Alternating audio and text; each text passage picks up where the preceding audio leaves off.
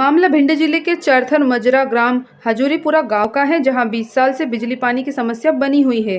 समस्या को लेकर छात्र छात्राओं ने जन सुनवाई के दौरान भिंड कलेक्टर को आवेदन दिया। अंजलि बघेल, जो कि एमए कर रही हैं, अंजलि बघेल ने कहा कि हमारे गांव में बिजली पानी की समस्या बनी रहती है। हमारे गाँव में लाइट नहीं है। यदि हम किसी से लाइट लेते हैं तो ट्यूबवेल संचालक 500 रुपये प्रति माह मांगते हैं। यदि पानी किसी से मांगते हैं कि मुझे कनेक्शन दे दो तो 500 रुपये प्रति माह देना पड़ता है। रात्रि के समय लाइट चली जाती है और हमारी बीएड डीएड की पढ़ाई में रुकावट हो रही है। रात्रि के समय हम मोमबत्ती के सहारे पढ़ते हैं। सरकार ने केरोसिन बंद कर दिया। एक दिन की पढ़ाई में 5 रुपये की मोमबत्ती जल जाती है, फिर भी हमारी पढ़ाई नहीं हो पाती है। हमारी भिंड कलेक्टर से गुजारिश है कि हमारे गांव में जल्द पानी एवं बिजली जैसी समस्या से मुक्ति दिलाने की कृपा करें। स्कूल के छात्र छात्राओं ने कहा कि सरकार के बड़े बड़े दावे होते हैं। हमारे गांव में देखा जाए तो शासन की पूरी व्यवस्था फेल है। संबंधित अधिकारियों की एवं सरपंच सचिव की अनदेखी के कारण नौजवान युवा एवं युवतियों को भोगना पड़ रहा है। पूर्व के लगे हुए ट्रांसफार्मर पूरी तरह से फेल पड़े हैं।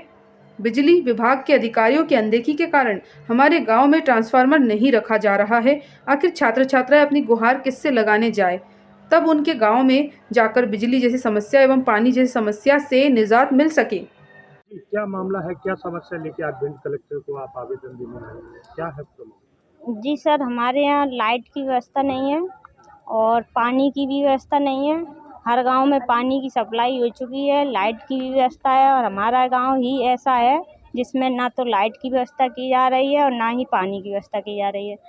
और हमारे बच्चे बहुत परेशान हैं पढ़ाई के लिए, हम लोग भी परेशान हैं, लाइट नहीं आ रही है। जो भी व्यवस्था करते हैं हम लोग पैसा दे रहे हैं, पैसा इकट्ठा करवा के तो हम अपनी डीपी रखवा लेते हैं, तो वो चल जाती है कुछ दिनों, उसके बाद फूक जाती है, ख़राब हो जाती है, पड़ी है। तो लाइट की सबसे ज़्यादा समस्या लाइट की है।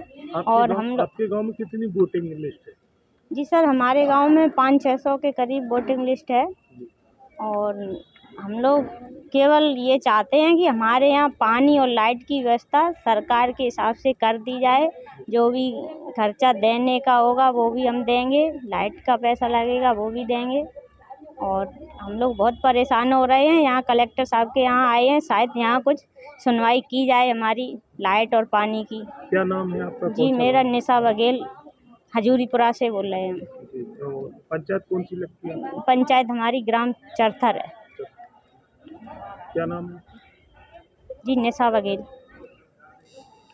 आपके गांव में क्या समस्या है? मेरे गांव में लाइट और पानी की दोनों की समस्या है, जिससे कि मेरी पढ़ाई में कई सारी बाधाएं उत्पन्न होती हैं, क्योंकि मेरे एग्ज़ाम भी नज़दीक आ चुके हैं और एग्ज़ाम में कई सारी बाधाएं उत्पन्न होती हैं। जैसे कि मैं घर से, कॉलेज से और स्कूल या कोचिंग से मैं पढ़ के आती हूँ, उसके बाद मेरे को घर पे लाइट ना होने के कारण मेरी पढ़ाई में कई सारी बाधाएं उत्पन्न होती हैं और ऑनलाइन क्लास लेने में भी मेरी कई सारी दिक्कत होती है, क्योंकि अभी एग्ज़ाम भी नज़दीक आएगा, वैकेंसी काफ़ी सारी आ रही हैं और लाइट ना होने के कारण हमारी सारी पढ़ाई चौपट हो जाएगी, क्योंकि हम पढ़ाई के लिए अपना टाइम ही नहीं दे पा रहे हैं। सुबह निकलते हैं गांव में तो आप जानते हैं थोड़ा बहुत काम भी करना पड़ता है, उसके बाद अपन स्कूल कॉलेज जाओ और शाम तक अपन आ पाते हैं, उसके बाद लाइट नहीं है तो फिर क्या करेंगे उसके बाद।